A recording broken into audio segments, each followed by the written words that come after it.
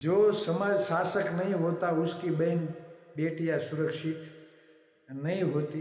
ते महिला ते कोળી समाज ઠાકોર સમાજની દીકરી વિશે પણ જો આવા શબ્દો બોલાતા હોય તો વિચાર કરજો કે સામાન્ય શેવાળામાં રહેતા પછાત સમુદાયની બહેન દીકરીઓની હાલત શું હશે।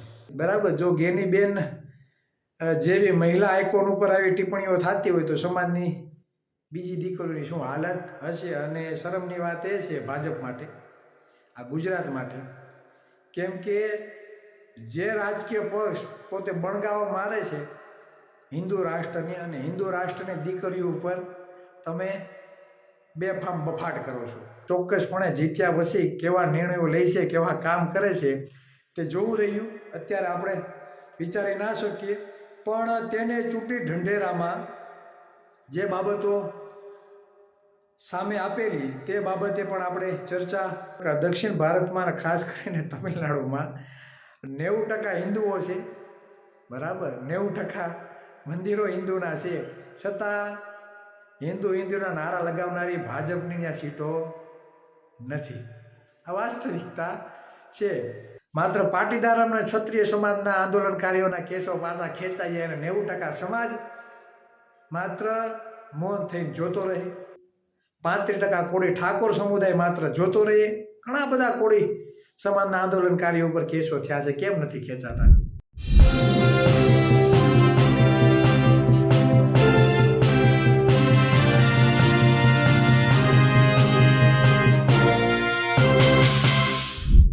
બનાસકાંઠાના સાંસદ ગેનીબેન ઠાકોર ઉપર ભાજપના પ્રદેશ અધ્યક્ષ જગદીશ વિશ્વકર્માએ ટિપ્પણી કરી તેમના સાડીના પલ્લુની વાત કરી। હવે આ જ મુદ્દે મામલો ગરમાયો છે। ઠાકોર સમાજ જગદીશ વિશ્વકર્માને માફી માંગવાની વાત કરી રહ્યા છે।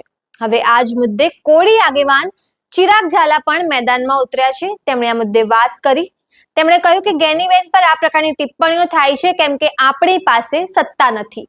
સાથે જ જો અન્ય સમાજના આંદોલનકારીઓના કેસો પાછા ખેંચાતા હોય તો આપણા સમાજના કેમ નહીં। નમસ્કાર, હું છું ચંદ્રિકા પુત્ર નિરાલી। તો આવો સાંભળીએ ચિરાગ ઝાલાએ વધુમાં શું કહ્યું। जो समाज शासक नहीं होता उसकी बहन बेटियां सुरक्षित नहीं होती। તમે તાજેતરનું તમે જે હાલનું તમે જે ઉદાહરણ તમે જોઈ લ્યો, ભાજપના ગુજરાત અધ્યક્ષ જગદીશ વિશ્વકર્માએ જે નિવેદન આપ્યું કે ગેનીબેનના પાલોમાંથી અમે સીટો ખેંચી લીધી છે, એટલે જ્યારે સમાજની દીકરીઓ ઉચ્ચ સ્થાને પહોંચે છે ને ખાસ કરીને સાંસદ તરીકે ચૂંટાઈને આવે છે, ધારાસભ્ય તરીકે પણ ઘણી વખત કેટલી વખત ચૂંટાઈને આવ્યા છે, તે મહિલા તે કોળી સમાજ ઠાકોર સમાજની દીકરી વિશે પણ જો આવા શબ્દો બોલાતા હોય તો વિચાર કરજો કે સામાન્ય શેવાળામાં રહેતા પછાત સમુદાયની બહેન દીકરીઓની હાલત શું હશે। આ તમે ખાલી વિચારી લેજો, કેમ કે આજે ગેનીબેન તો સાંસદ છે, રાજકીય રીતે પ્રભુત્વ ધરાવે છે, મહિલા આઇકોન છે, પણ જ્યારે હજી આપણા સમાજમાં એવા પણ પરિવારો છે કે પોતાની જુવાન દીકરીઓ સાથે 1.5-2 મહિના દૂર ખેતીનું કામ કરવા માટે, કપાસ ઉતારવા માટે, ઘઉંના કામમાં કે બીજા અન્ય કામમાં એક જગ્યાએથી બીજા સ્થળે સ્થળાંતર કરે છે। કોઈ કંપનીઓમાં, બરાબર, સવારે ઉઠી સકડા રિક્ષામાં બેસી ભણવાની ઉંમરે કામ કરવા જાય છે। સુરત જેવા સિટીમાં આજે તમે જો ટેક્સટાઇલ માર્કેટમાં સૌથી વધારે પછાત સમુદાયની દીકરીઓનું જ ભાગવાનું કારણ વધારે બને છે, પોસ્કોની મેટર વધારે બને છે। આ છે પણ તમારી સામે આવતું નથી। દરરોજ અઠવાડિયાના 3 ફોન હોય છે દીકરી ગુમ થવાના, દરરોજના 3 ફોન, વર્ષની 6-7 તો પોસ્કોની મેટર હોય છે। એમાં ધ્યાનમાં આવે, એ ધ્યાન બહાર જે હશે એ તો કંઈક અલગ જ છે। એટલે આ વાસ્તવિકતા છે, બરાબર। જો ગેનીબેન જેવી મહિલા આઇકોન ઉપર આવી ટિપ્પણીઓ થતી હોય તો સમાજની બીજી દીકરીઓની શું હાલત હશે। અને શરમની વાત એ છે ભાજપ માટે, આ ગુજરાત માટે, કેમ કે જે રાજકીય પક્ષ પોતે બણગાવો મારે છે હિન્દુ રાષ્ટ્રની, અને હિન્દુ રાષ્ટ્રની દીકરીઓ ઉપર તમે બેફામ બફાટ કરો છો, બરાબર? આ તમારી માનસિકતા દર્શાવે છે. કાલના જે ન્યૂઝ છે તે તામિલનાડુ, દક્ષિણ ભારત, જે અભિનેતા છે વિજય થલપતિ, બરાબર?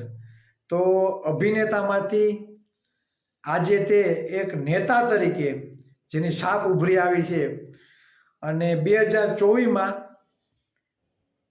પાર્ટી બનાવી અને ત્યારબાદ માત્ર 1.5-2 વર્ષમાં જ તમે રિઝલ્ટ જો સૌથી વધારે સીટો લઈ આવી, 100 ઉપર સીટો લઈ આવી અને ઇતિહાસ રચ્યો છે. ને કદાચ અન્ય કોઈ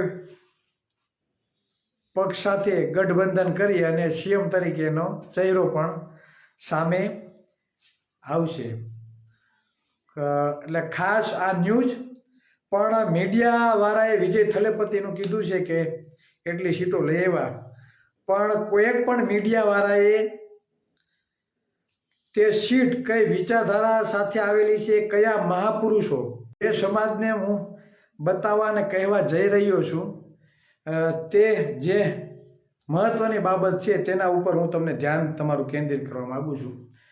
વિજય થલપતિની જ્યારે પહેલી સભા હતી ત્યારે તમે જોજો પાછળનું બેકગ્રાઉન્ડ અને તેમની પાછળ જે 5 ખાસ કહેવાનું એ છે કે TVK નામની પાર્ટી, બરાબર, 1.5-2 વર્ષમાં એવડું મોટું રિઝલ્ટ લઈ આવે છે, તો કઈ વિચારધારા સાથે બિલોંગ કરતી હશે અને કયા મુદ્દાઓ સાથે તે ચૂંટણી જીતી હશે.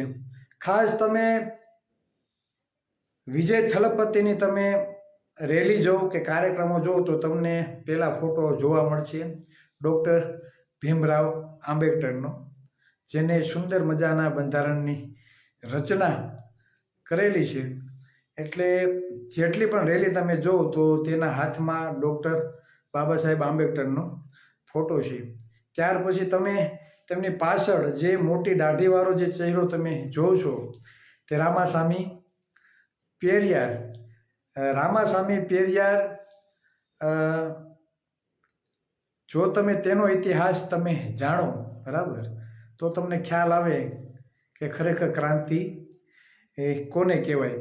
એટલે જે પણ આઇકોન તેની પાછળ જોવા મળે છે તેની વિચારધારા સાથે તેણે આ લડત લડી હશે, બરાબર. હજી ચોક્કસપણે જીત્યા પછી કેવા નિર્ણયો લે છે, કેવા કામ કરે છે તે જોવું રહ્યું. અત્યારે આપણે વિચારી ના શકીએ, પણ તેને ચૂંટી ઢંઢેરામાં જે બાબતો સામે આપેલી તે બાબતે પણ આપણે ચર્ચા કરીએ. ખરેખર સત્તાની તાકાત શું હોય, અને કોઈ બી ચૂંટણી જીતવી હોય તો એના માટે ચૂંટી ઢંઢેરો કોઈ બી પક્ષ બહાર પાડતો હોય છે.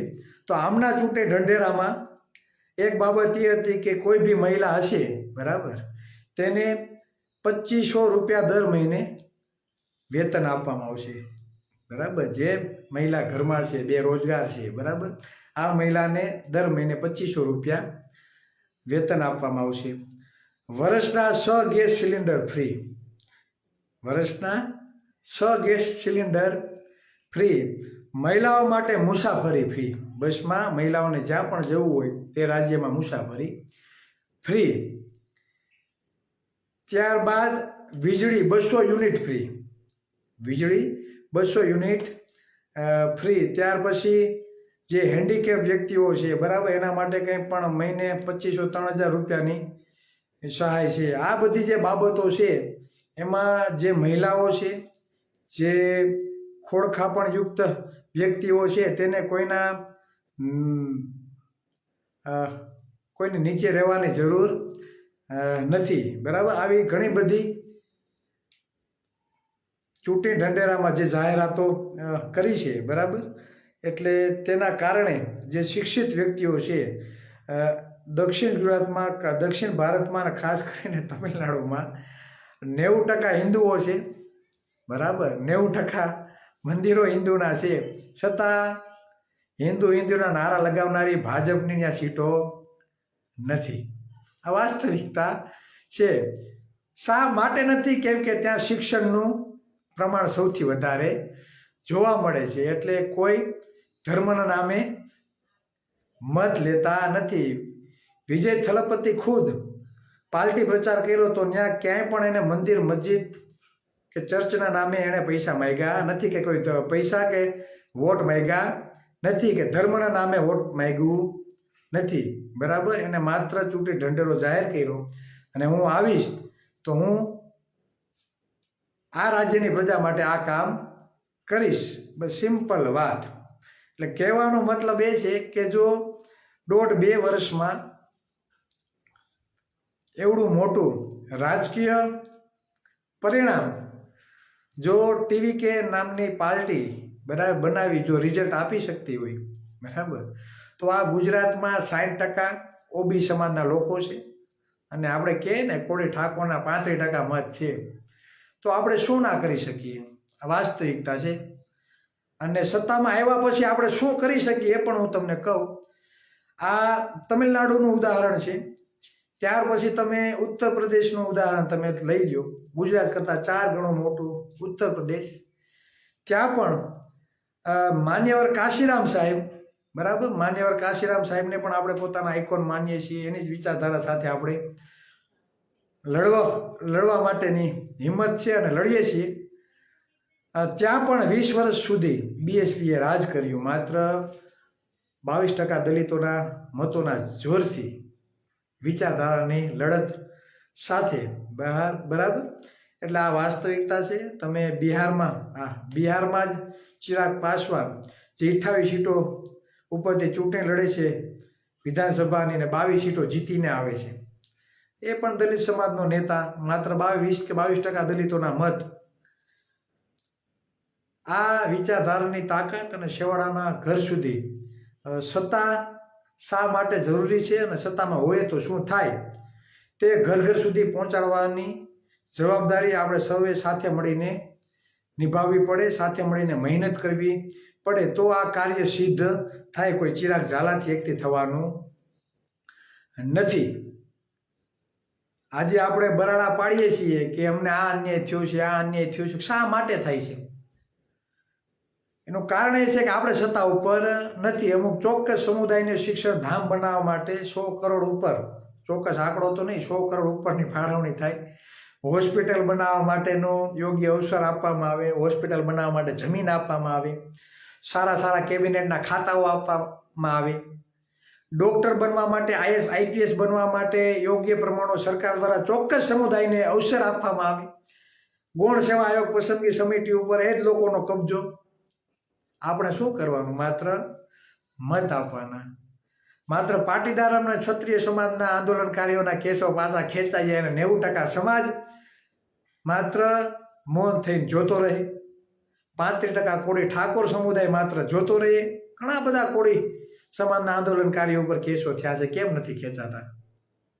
કેમ માત્ર બધી જગ્યાએ સૌથી વધારે ઓબીસી, એસસી, એસટી સમાજના જ મકાનોનું ડિમોલેશન કરવામાં આવે છે? આવું કોઈ દી વિચાર્યું છે ખરી? કેમ કે આપણે સત્તા ઉપર નથી. આપણે વાત કરીએ છીએ કે નોકરી આપણી ખવાઈ જાય છે, 60% વસ્તી, 70% આરક્ષણ મળે છે, 70% લેખે ભરતી થતી નથી. અસંખ્ય નોકરીઓ આપણી ખવાઈ ગઈ છે અને હજી જે પણ ભરતીઓ આવે છે તેમાં પણ આપણી નોકરીઓ ખવાશે. પછી કોન્સ્ટેબલની હોય, શિક્ષકની હોય, પ્રોફેસરની હોય, આસિસ્ટન્ટ પ્રોફેસરની હોય, પીઆઈની હોય, પીએસઆઈની હોય, એએસઆઈની હોય, બરાબર, બસના ડ્રાઈવરની હોય, બસના કંડક્ટરની હોય, કેમ પટ્ટાવાળાની પણ કેમ ના હોય? બધી જગ્યાએ નોકરી તમારી ખુલ્લે આમ ખવાય છે. ઓબીસીનું કટ ઓફ પ્લસ જાય છે. આવું કેમ થાય છે? કેમ કે આપણે સત્તા ઉપર નથી. અને સત્તાની વાત, સત્તા શા માટે જરૂરી છે છેવાડાના ઘર સુધી આપણે પહોંચાડી નથી. આપણે ક્યાંક ને ક્યાંક આ બાબતે કાચાર્યા છે, ક્યાંક ને ક્યાંક આપણી ઉણપ છે. વાસ્તવિક જાગૃતિ ઘર સુધી પહોંચાડી શક્યા નથી. તેને કારણે આપણે આ બધું સહન કરવાનો વારો છે. ગામના 2-3 ડોઢા આગેવાનો હોય કે ઠોકો આમાં મત, એટલે આખું સમાજ એમાં મત ઠોકે અને પછી 5 વર્ષ લગી આ સરકાર આપણી પત્તે ઠોક કહી રાખે અને આપણે ખાલી જોયા રાખીએ, હાઓ કહી રાખીએ. બીજું કોઈ વસ્તુ કંઈ થતું નથી. પરિવર્તનના નામે 0. હા, જાગૃતિ આવી છે, નો ડાઉટ જાગૃતિ આવી છે ને હજી 5-10 વર્ષ થશે, જાગૃતિ 100% આવશે, એમાં કંઈ પણ નહીં થાય. ભદ્રબોધ માન્યવર કાશીરામ સાહેબની વાત એણે કરી છે. 42,000 સાયકલ ચલાવી હતી, કિલોમીટર 42,000 સાયકલ ચલાવી હતી ત્યારે છતાં મળી. એટલે કહેવાનો મતલબ એ છે કે ત્યારે એટલું સોશિયલ મીડિયા નહોતું, પ્રચાર પ્રસારના એવા કાંઈ સાધનો નહોતા, બરાબર હતા તો આપણે હતા નહીં. આજે સોશિયલ મીડિયા છે અને સોશિયલ મીડિયા પર કબજો આપણે કરી શકીએ એમ છીએ. અહીંયા લાઈવ થાય તો 50,000 લોકો જોઈ શકે, ઘણી બધી સુવિધા છે. તો હાલના સમયમાં આપણે કેમ પરિવર્તન ના કરી શકીએ? પણ પરિવર્તન કરવા માટે વિચારધારાને લડત લડવી પડે, એક દિશામાં ચાલવું પડે, દિશા ભટક્યા વગર. તો તમે ચિરાગ ઝાલાની વાતથી કેટલા સહેમત છો અમને કમેન્ટ કરીને જણાવજો. અત્યાર માટે બસ આટલું જ. સમાચારને લગતી વધુ અપડેટ્સ માટે અમારી વેબસાઇટ www.gujaratplus.in પર પણ માહિતી મેળવી શકો છો. ધન્યવાદ.